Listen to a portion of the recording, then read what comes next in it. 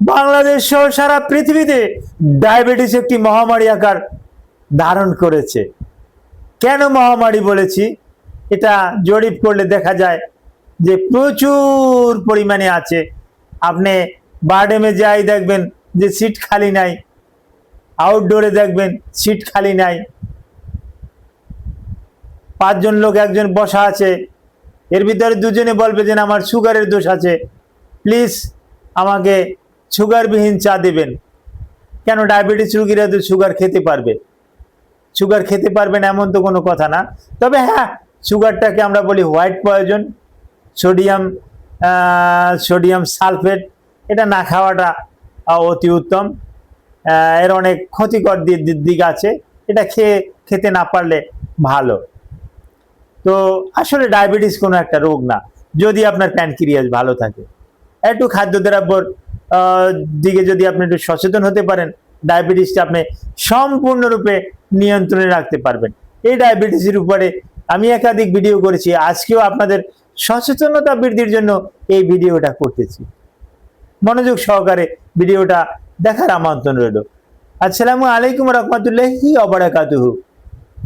আমি ডাক্তার মীর শহীদুল ইসলাম। আমার চেম্বার শুভেচ্ছা 255, ঐতিহ্যবাহী শেখঘাট, সিলেট। গুগলে গিয়ে ডাক্তার মীর শহীদুল ইসলাম কথাটি লিখুন এবং সার্চ দেন, পেয়ে যাবেন আমার কিউআর কোড, পেয়ে যাবেন আমার ভিজিটিং কার্ড, পেয়ে যাবেন আমার লোকেশন। চাই, আমিও চাই এগুলো আপনার সেফে থাক। বিপদে আপদে আমাকে কল করলে ইনশাআল্লাহ আমাকে পাবেন।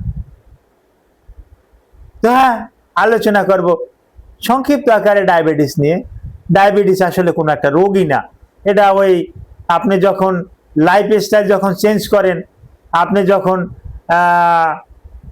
পর্যাপ্ত পরিমাণে খাবার খান, সুগার খান, এবং এটা যখন আপনি ভাঙেন না, এটা যখন আপনি বার্ন করেন না, তখনই কিন্তু আপনার ব্লাডে সুগারের পরিমাণটা বেশি হয়ে যায়। এই বেশি সুগারটা এটা তখন এই ব্লাডের যে লোয়ার লিম্ফের যে লোয়ার অ্যাবডোমেন, ওখানে যে ফ্যাট জমা আছে, ওখানে আর জায়গা খালি নাই, কোষ খালি নাই, যার পরিপ্রেক্ষিতে রক্তে এটা বেশি বেশি আমরা দেখতে পাই। তো আপনার কোষ খালি করে দিতে হবে, আর কোষ খালি করে দেওয়ার জন্য ব্যায়াম করতে হবে। আমি আরো একবার বলেছি, বদ্ধ পুকুরে কচুরি ব্যানার শ্যাওলা হয়, কিন্তু যেখানের পানিতে কারেন্ট আছে ওখানে কিন্তু শ্যাওলা হয় না। কই, এই এখন আমার নদী সুরমাতে দেখেছি, খরছরতা নদী, পদ্মা মেঘনা খরছরতা নদী, একটা কিছু ফেলে দিলে আধা কিলোমিটার দূর থেকে ভেসে ওঠে, কত খরছরতা। তো ওখানে শ্যাওলা কচুরি ব্যানার তো কল্পনাই করা যায় না। তো আপনিও একটু পরিশ্রম করেন, আপনি ব্যায়াম করেন, আপনার শরীরে একটা অর্গান আছে, আমার শরীরে একটা অর্গান আছে, এটার নাম প্যানক্রিয়াস। প্যানক্রিয়াসে 3টা সেল আছে, সংক্ষেপে বলছি আলফা, বিটা, গামা। তো আলফা এবং গামা সেলের কোনো ভূমিকা নাই, এই যে বিটা সেল আছে, এই বিটা সেলের আবার একটা জায়গা আছে, ল্যাঙ্গারহ্যান্স নামক একটা জায়গা আছে। এই বিটা সেলের ল্যাঙ্গারহ্যান্স থেকে ইনসুলিন তৈরি হয়। এই ইনসুলিনটাই আপনার ব্লাডের যে এক্সেস গ্লুকোজ আছে, এক্সেস গ্লুকোজটা নিয়ন্ত্রণ করে। কিন্তু এই ইনসুলিন যখন রেজিস্ট্যান্স হয়ে যায়, তখনই কিন্তু আপনার ডায়াবেটিসটা, যার পরিপ্রেক্ষিতে আপনার ফিজিক্যাল ওয়ার্ক করতে হবে, আপনাকে বেশি বেশি করেই করতে হবে।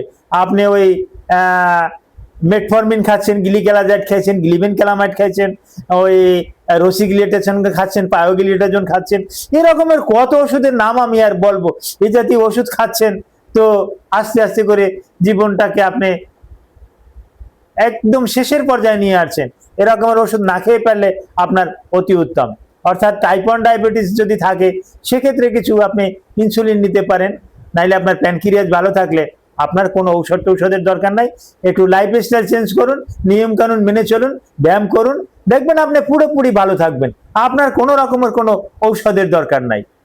হ্যাঁ, আপনার প্যানক্রিয়াস আছে, ওই প্যানক্রিয়াস থেকেই আপনি ইনসুলিন উৎপন্ন করা শুরু করে দেন। এই একটা ঘড়ির কথা আমি বলি, ঘড়িটা মনে করেন সিকো 5, এটা যদি আমি খুলে রেখে দেই, এটা অটোমেটিক ঘড়ি। এখান থেকে কিন্তু ওই হেয়ার স্প্রিং এ চাবিও হবে না, আর এখান থেকে কিন্তু 10-12 ঘন্টা চলার পর এটা বন্ধ হয়ে যাবে। এটা যখন আমি হাতে দিলাম, এটা যখন আমি এভাবে নাড়াচাড়া করব, মুভিং হবে, হেয়ার স্প্রিং অটোমেটিক চাবি হয়ে যাবে, এটা চলাচলের উপযোগী হয়ে যাবে। আপনি যখন জিম করবেন, দৌড়াদৌড়ি করবেন, হাঁটাচলা করবেন, রিক্সায় উঠবেন, মোটরসাইকেল চালাইবেন, বাইসাইকেল চালাইবেন, সাঁতার কাটবেন, আপনার যে ওই প্যানক্রিয়াস আছে ওটার যে ওই যে আবার বলছি বিটা সেলের যে ল্যাঙ্গারহ্যান্স আছে ওখান থেকে ইনসুলিন তৈরি হবে, আপনার শরীরের এক্সেস ইনসুলিন ওটাকে কিন্তু নিয়ন্ত্রণ করবে। তো ডায়াবেটিসের উপরে সংক্ষিপ্ত আকার এখানেই সমাপ্ত করলাম। আপনাদের আরো কিছু জানার থাকলে ভিডিওর কমেন্ট বক্সে কমেন্ট করুন। Thank you all.